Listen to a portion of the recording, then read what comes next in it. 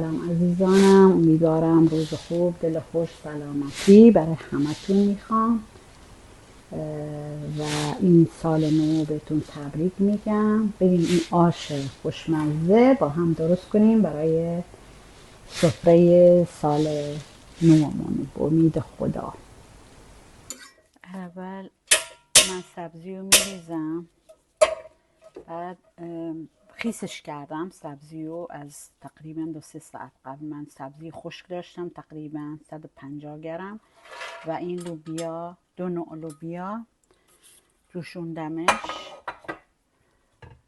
و نخود هر یکی تقریبا 200 گرم ولی پخته شده است. و عدسم دارم، عدس تقریبا باز 200 گرم بود، خیسش کردم و الان نمیریزمش، هنوز میذارمش و الان آب جوش میذارم تا این قشنگ بجوشه. و از همین الان من نصف سیر و پیازاخی که براش درست میکنم از همین الان میریزم که مزه بره توش. آبش کمه، باید بیشتر از این آب بریزم. و اینجا روغن میریزم و این سیر و 2 بوته کامل من خرد کردم با دستگاه. حالا شما با دستم میتونین، نگینی خردش کردم و تفتش میدم تا کاملا تفت بخوره. باید بالای سرش وایسین و نعنا هم همینطور براش سرخ میکنم. الان با ادویه ها نصفشو توش میریزم و نصفشو میذارم برای تزیین روش. پیازم همینطور. وقتی کامل سرخ شد برمیگردم براتون. و ادویه ها هم شامل زردچوبه اندازه 1 قاشق پر مرباخوری بود و 1 قاشق از پر یه ذره کمتر فلفل خشن و نمک همیشگیم. من 1 قاشق بزرگ ریختم برای اینکه رشته رو میریزم نمیدونم چقدر میبره. وقتی ریختم مزه میکنم ببینم. ولی سیر رو حتما رو سرش وایسین که چون سریع سرخ میشه. نصفش بریزین توش از همون اول باهاش بپزه با حبوباته و سبزیه. حالا سبزی تازه اگه دارین که عالیه، ولی من یخی داشتم.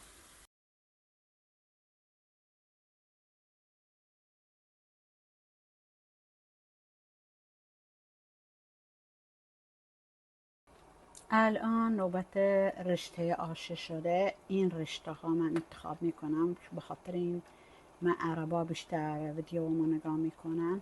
حتما این رشته ها باشه، رشته های دیگه نباشه، برای اینکه بعضی ها میان رشته خوراکی میریزن، نمیشه. باید مال هر چیزی مال خودش باشه و من تا اندازه‌ای که لازم داره الان من خرد میکنم و میریزم و نمکشم الان اضافه میکنم اینجا.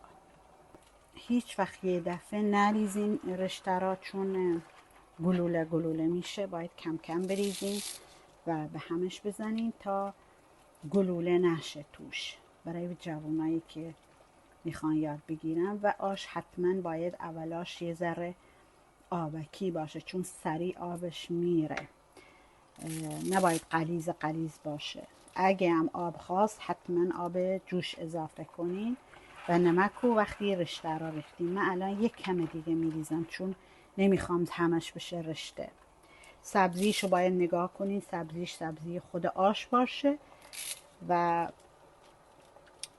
وقتی میریزینش خشک باشه که بدونین چقدر اندازش. منظورم سبزی اگه خشک گذاشتین اندازه باشه، نه هر یه ذره بریزین. الان این همه چیش عالیه و من یه ذره دیگه زردچوبه میریزم و نمکشو الان 5 دقیقه دیگه امتحانش میکنم.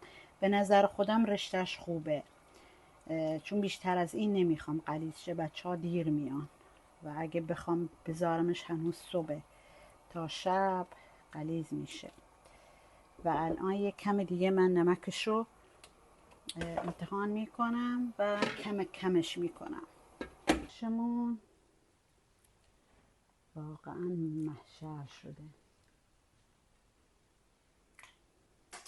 من معمولا سبزی ها را تابستون میخرم و میذارم توی پلاستیک هایی که در داره که یخ نزنه، خیلی روش یخ بگیره، بوی فریز میگیره و من دوست ندارم.